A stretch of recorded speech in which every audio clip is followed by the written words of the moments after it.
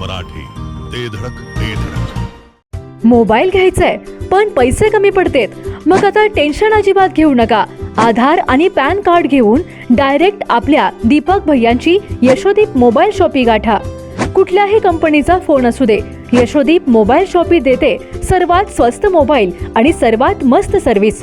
म्हणूनच आपल्याकडे असते अशी फुल गर्दी. पत्ता समर्थ फोटो स्टुडिओ समोर, कराड रोड, विटा.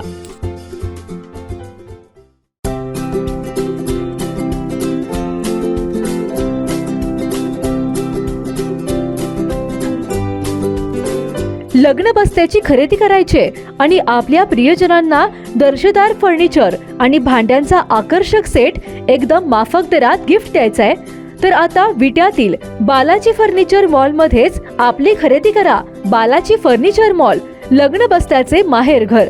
पत्ता भैरवनाथ मंगल कार्यालय, मायनी रोड, विटा. संपर्क आपल्या स्क्रीनवर.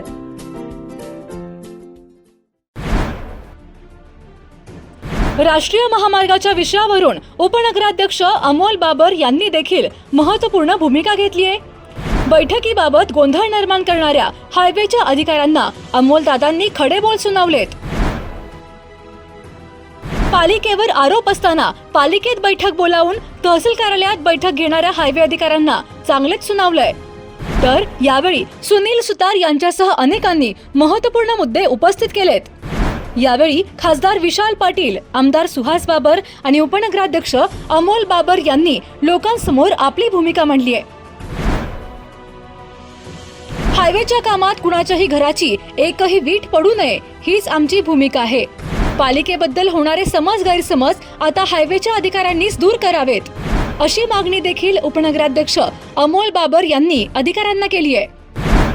यावेळी हायवेच्या अधिकाऱ्यांनी या संपूर्ण कामकाजात विटा पालिकेचा कोणताही संबंध नसल्याचे स्पष्ट केलंय. नगरपालिकेच्या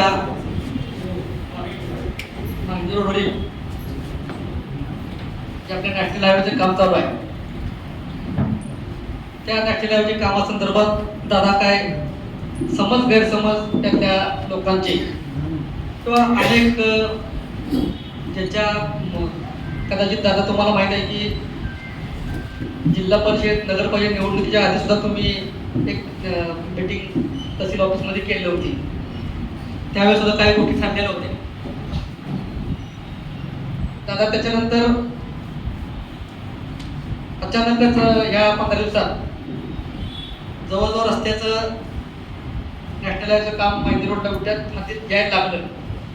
त्याचं गटरीचं काम माझ्या माहितीप्रमाणे 70% पूर्ण झालं. बरोबर का शेख साहेब?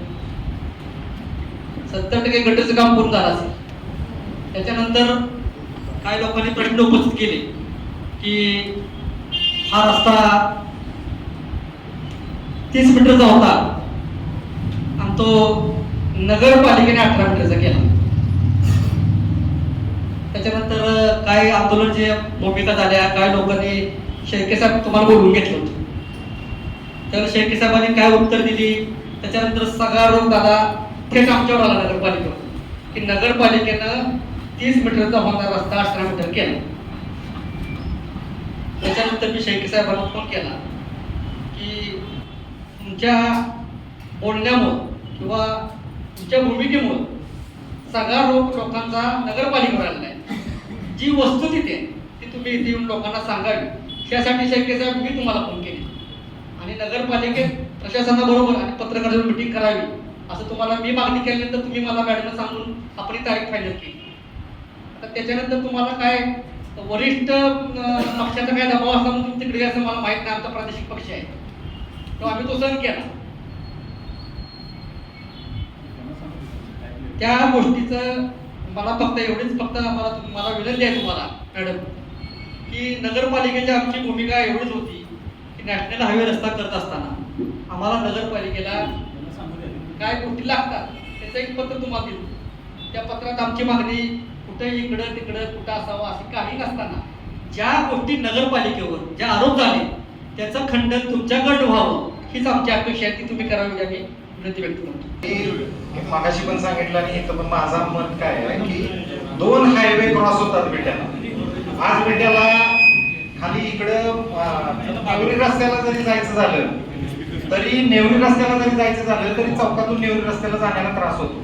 अपघात वाढायला लागलेले, लोकांचे व्यवसाय होईनात कारण गाड्या त्यांच्या दारात थांबत नाही. या समस्या आहे. आम्ही काय म्हणतोय, तुम्ही रस्ता तेवढाच करा, फक्त त्याची गटर जर तुम्ही म्हणताय ना सिव्हिल लाईन, तर ते जे गटर आहे जिथपर्यंत नगरपालिकेची किंवा शासनाची रस्ताच आहे, मंजूर आहे, नगरपालिकेच्या ताब्यात आहे, त्या रस्त्याच्या सिव्हिल लाईनच्या शेजारी तुमची लाईन घ्या. सिव्हिल लाईनला 1 मीटर जागा सोडा, ऑलरेडी आहेतच त्या, आणि नसतील तर नगरपालिके त्याच्या पलीकडे करेल. बरं, तुम्ही आत्ता जरी गटर केल्या तुम्ही आतल्या बाजूला, कशावरून लोक उद्या त्याला जोडणार नाहीत? हा प्रॉब्लेम होणारच आहे. नगरपालिकेने त्याच्या पलीकडे सिव्हिल लाईन करावी आणि तुमचा जो तुम्ही रस्ता तेवढाच ठेवा, रस्त्याचं काही मत नाही, त्याच्या पलीकडे तुम्ही सिव्हिल लाईनच्या शेजारी हाही गटार घ्या आणि मधला भाग जर तुम्हाला शक्य असेल तर डांबरीकरण करा, नसेल शक्य तर तुम्ही नुसता मुरमात भरून घ्या. आमचं एवढंच म्हणणं, जिथं तुम्हाला मोकळं आहे तिथं तर तुम्ही करा. आतला निर्णय ही तुमच्या स्तरावर तुम्ही सगळ्याला घेऊन कोणाचं नुकसान होणार नाही. आणि डीपी पर्यंत जो आहे, जो शासनाच्या मालकीचा आहे रस्ता, त्या रस्त्यावर जर कुणी अतिक्रमण केलं असेल तर ते काढावं लागेल आपल्याला. त्यासाठी थोडी करून काय, कारण तो हा जनतेचा रस्ता आहे.